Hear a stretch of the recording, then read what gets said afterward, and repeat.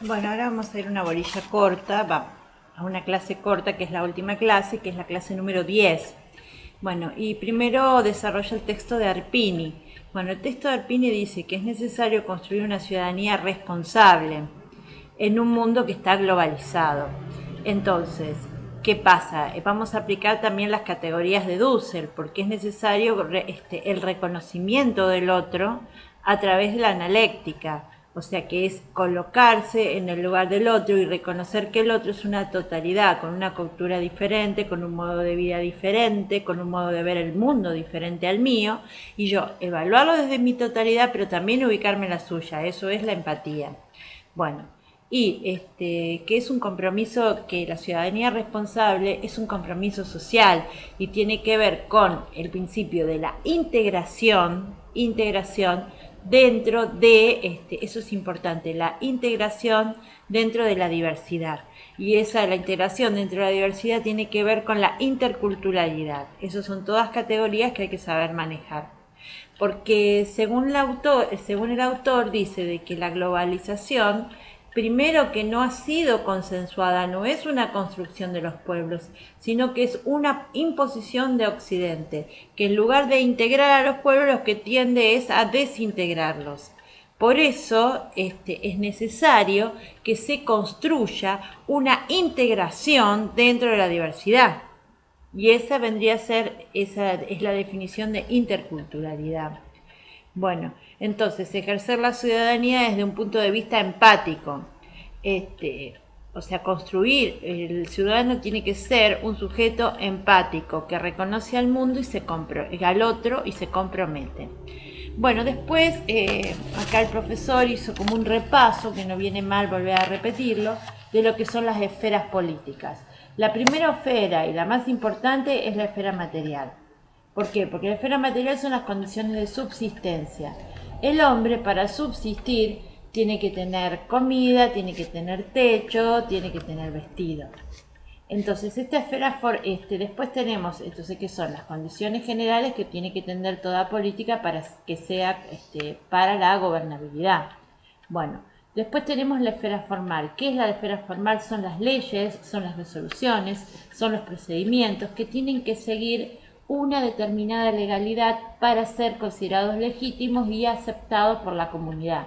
¿Cuándo lo acepta la comunidad? Cuando cuando han participado en el proceso democrático, en el procedimiento democrático.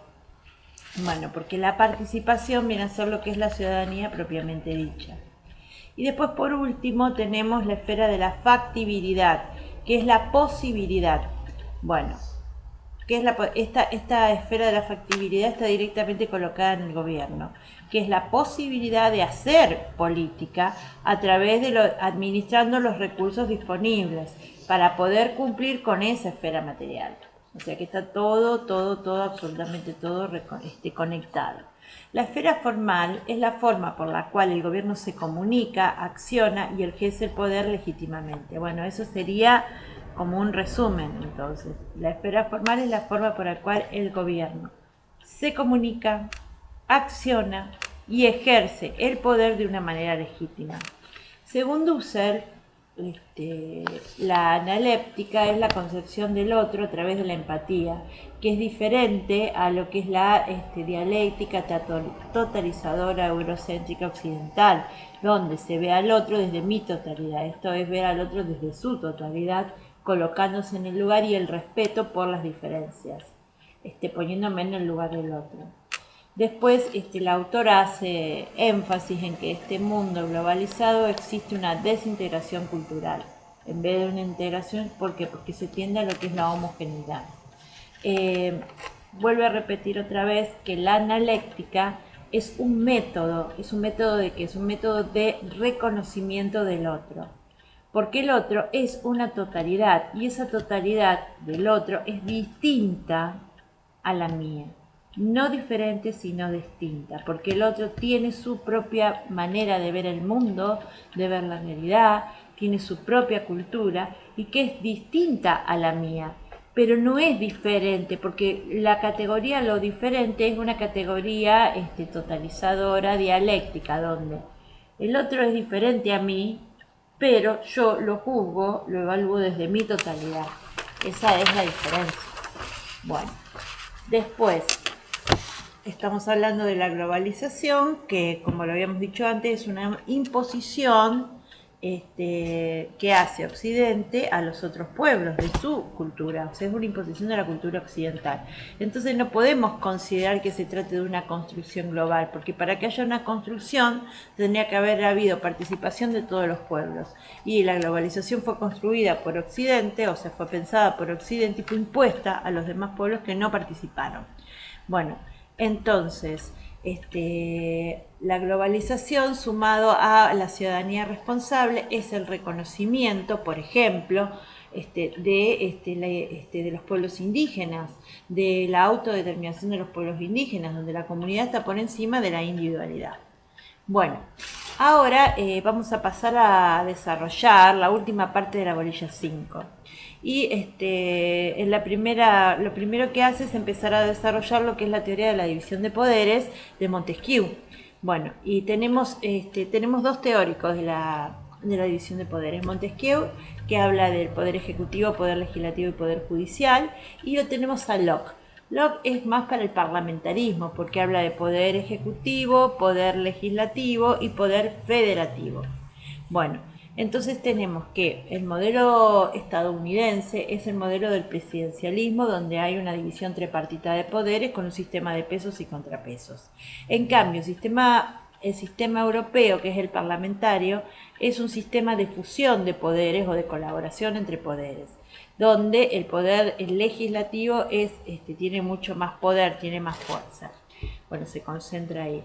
Bueno, el principio de división de poderes se plantea a nivel constitucional en el año 1776, con la Carta de Ciudadanía de Estados Unidos de la independencia de Virginia. Bueno, ¿y qué se busca? Un sistema que se busca el presidencialismo. ¿Para qué?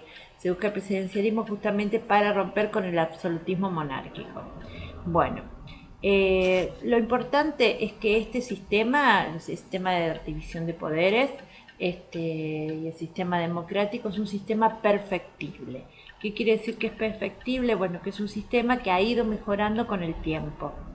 Y que fue cambiando, se fueron como ajustando esos pesos y contrapesos justamente para que haya un control mutuo de los poderes, o sea, donde un poder tenga las funciones propias de cada poder, pero también tenga la función de control sobre el otro poder.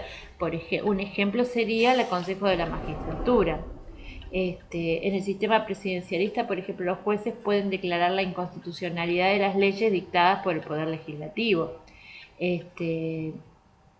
Además, también tenemos que tener en cuenta que las sentencias pueden tener distintos alcances, alcance individual o alcance general. Y esto el control constitucional no pasa en un sistema de fusión de poderes. Bueno, ahora función de cada uno de los poderes. Bueno, primero lo tenemos al poder judicial. Primero tenemos el poder ejecutivo. El poder ejecutivo en nuestro sistema es ejercido por el presidente, por los ministros, por los secretarios y por todos los que están por debajo de la estructura de poder. ¿Cuál es la función? ¿Cuáles son los cargos del presidente? Bueno, es un jefe de Estado, jefe de gobierno y comandante en jefe de las Fuerzas Armadas. ¿Qué hace el presidente? Representa al país en el mundo. Y tiene un gabinete de ministros y se conforma también de un gabinete de ministros y le corresponde administrar y ejecutar las leyes. Al poder legislativo está conformado por el Congreso, la Cámara de Senadores y la Cámara de Diputados, y le corresponde legislar. Y al poder judicial está conformado por las Cortes, la Corte Suprema de Justicia, las Cortes Federales, los tribunales ordinarios, y después también en el mismo sistema se replican las provincias, y que les corresponde impartir justicia y establecer la constitucionalidad de las leyes. Después también, dentro de lo que es el desarrollo, podemos decir que tenemos que el Poder Legislativo tiene distintas comisiones. Entonces, como decíamos, el Poder Legislativo también tiene en su interior comisiones de investigación. Estas comisiones pueden ser comisiones especiales o comisiones permanentes. Y también hay comisiones, y también el poder, estos son justamente para investigar a los otros poderes, y también el poder ejecutivo le puede pedir al poder, y también el poder legislativo le puede pedir al poder ejecutivo que le rinda cuentas. Esos son todos los sistemas de pesos y contrapesos. El poder judicial puede dictaminar lo que es la inconstitucionalidad. Entonces, por eso mismo tenemos que la división de poderes es un sistema de pesos y de contrapesos. Cada poder tiene sus funciones específicas, pero a su vez también tiene control de los otros poderes. Bueno, ¿cómo se compone cada poder? Bueno, cada poder se compone. El poder ejecutivo se compone por el presidente, el vicepresidente, los ministros, los diputados. El poder legislativo se compone por los senadores y por los diputados. Y a su vez también tenemos diputados de la nación, diputados de las provincias. Eso depende. Bueno, y después también la Corte Suprema de Justicia, que está, el Poder Judicial se compone de Corte Suprema de Justicia, cámaras federales, tribunales ordinarios, y después eso se replica en las provincias. Bueno, y ahora tenemos cómo son este sistema de elección, que digamos que es la parte más complicada de la bolilla. Entonces tenemos el sistema de elección, los procesos de elección. ¿Cómo se elige al presidente? El presidente se lo elige por voto popular. ¿Cuáles son los requisitos para ser presidente? Ser mayor de 30 años y ciudadano argentino. ¿Cuál es el porcentaje para que sea una elección directa? 45%. O de 40 a 45% si le saca al segundo candidato un 10% de diferencia. Si no, en caso contrario, se va a balotaje y tiene que ganar, para poder ser presidente, tiene que sacar el 51% del balotaje. Bueno, entonces, para el Poder Legislativo rige el principio también del voto popular. El Poder Legislativo, bueno, tenemos digamos que es lo más complicado de la elección. Primero tenemos el Poder Legislativo, tenemos a los senadores. Los senadores tienen que ir 3 senadores por estado autónomo provincial, son 24 estados autónomos. Cada partido tiene que presentar una lista, pero esa lista vale por 2 candidatos, aunque el presidente de 3 vale por 2 candidatos. ¿Por qué?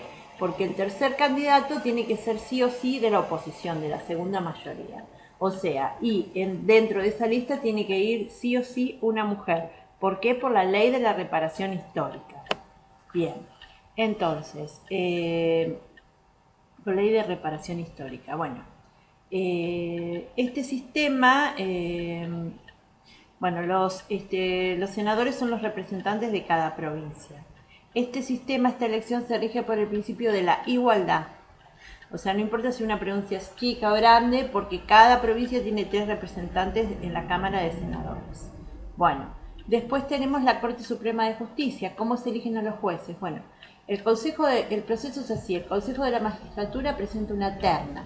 De esa terna el Poder Ejecutivo elige a un candidato. Ese candidato es elevado al Poder Legislativo, quien por votación, por sistema de votación de ambas cámaras, define si es aceptado o no ese nombramiento que le hace el presidente.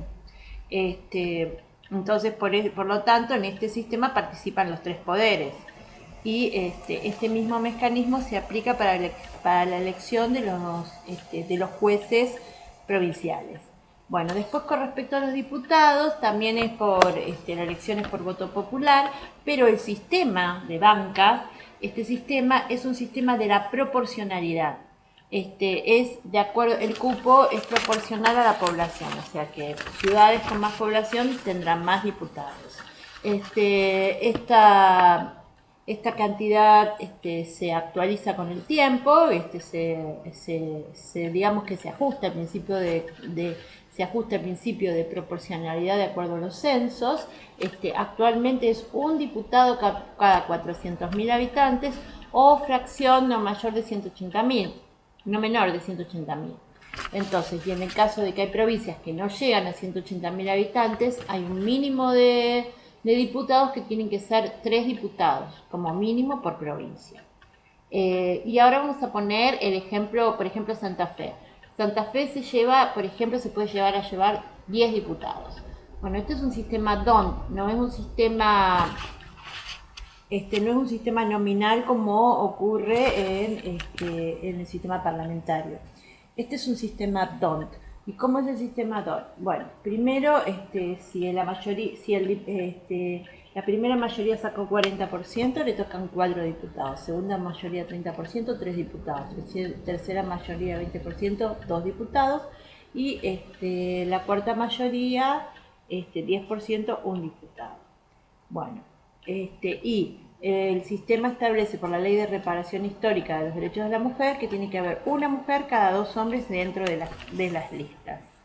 Ya está.